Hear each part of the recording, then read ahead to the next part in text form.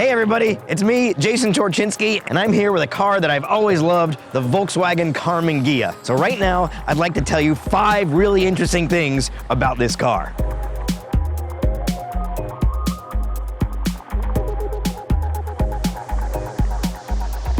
So the first and possibly the most amazing thing about the Karmann Ghia is that the design of the car, which is really the main reason why we all know and love this car so much, was actually stolen. It was actually stolen from a Chrysler show car from 1952. And it's pretty incredible how it happened. In the mid-50s, Volkswagen was doing great with the Beetle, but they wanted something else to expand the line and bring a little more attention to the brand. So they decided they wanted a sporty coupe, a little fun sports car and a convertible. To do this, they reached out to their convertible builders, Karmann, who'd been building convertible Beetles for years, and Karmann then reached out to Ghia to do the styling.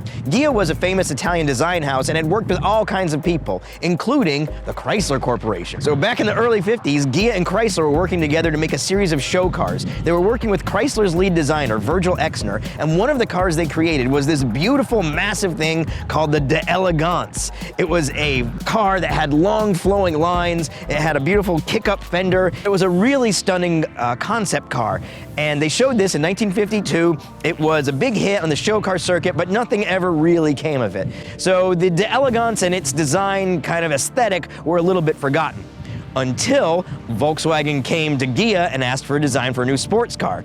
Ghia looked around for what they had, and they found the old D'Elegance designs and realized, you know what? This would actually work really well as a sports car for Volkswagen, because partially it had a long rear deck which worked well to fit the VW's rear-mounted engine in, and the length of the deck also meant you could get a little extra luggage area right here.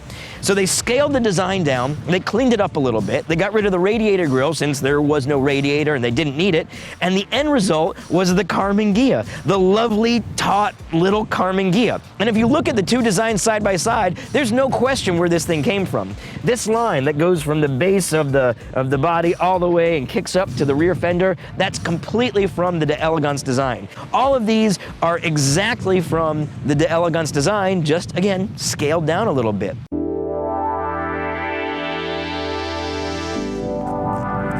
The second amazing thing about the Karmann Ghia is that for a car that was mass-produced, it's almost a handmade car. Now, the design of the body was such that it doesn't have any seams in it at all. Really, the only thing on a Ghia that aren't one piece are the hood, the doors, and the rear deck. Everything else is hand-welded, hand-filled, hand-contoured, and it's one gigantic monolithic piece. So what that means is, normally where you'd have a seam between body panels, there are literally no body panels to have lines in. There's no cut lines here. You can see the fender flows directly into the hood area, and there's no cut line, no body panels. That also means if you get in a wreck, it's a very big deal to fix it because you can't just bolt off a fender and bolt it back on.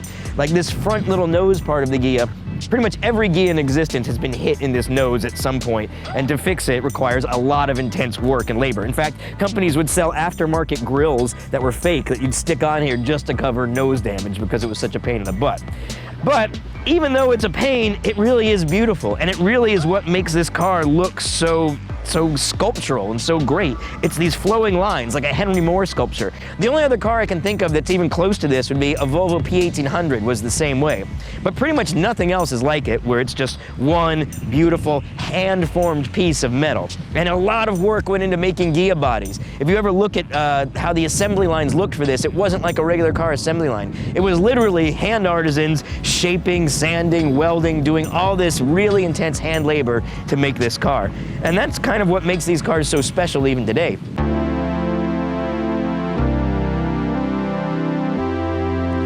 The third really interesting thing about the Karmann Ghia is that for a sports car, if you actually entered it into any kind of real race, you'd lose.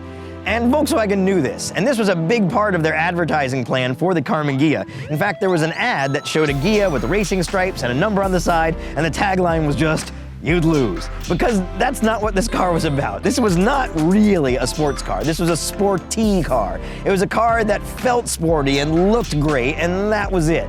Mechanically, it was just straightforward Volkswagen Beetle stuff. So that means in the beginning, 36 horsepower engines, 40 horsepower engines, by no means anything that would inspire fear into anything faster than, say, a drunk tortoise. But later on, they did get a little better. Eventually, they had 50 horsepower, and by the 70s, a 60 horsepower engine, which made it quick enough to have fun with. But again, never a real sports car, and Volkswagen was always very honest about that, and that made the car even a little bit more charming because it took all the pressure off. You didn't have to think you could beat everybody off the stoplight because everyone knew you wouldn't. You just happened to look great leaving that stoplight.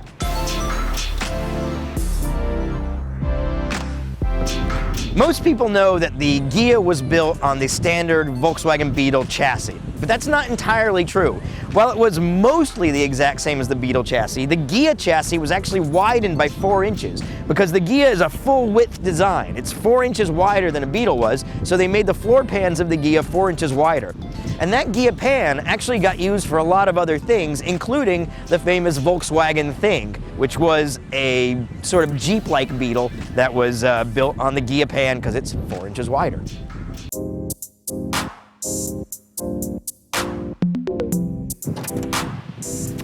So the fifth thing about the Ghia is that even though it was never really intended to be a true sports car, it found a niche as a sports car a little bit later in its life. So the Porsche 356, of course, was the famous Porsche that got everything really started. It was based loosely on the Beetle design, and it became its own very specific kind of thing. It was a sports car in its own right, got its own character and personality. Now, they quit making 356s in the mid-60s, but they kept making Ghias all the way up into the mid-70s. And there came a time when the power levels in the Ghia had risen enough that if you wanted a Porsche 356 in, say, 1974, you wanted to buy a new car that was as close to a Porsche 356 as possible. You didn't want a whole 911, you just wanted something like the old 356, a Karmann Ghia was by far your best choice. Because really, the Ghia is extremely close to a Porsche 356. It's not as powerful or quite as nice in a lot of ways, but it's still a lovely design. It's designed essentially the same as a 356. And there were so many aftermarket ways to get a little more power out of it that you could get a car that was effectively a poor man's Porsche using a Karmann Ghia. It really kind of became more of its own thing like that in, I would say, the 70s when it was sort of your only choice. You could have Porsche 356 feeling and character for a lot less money thanks to the Karmann Ghia.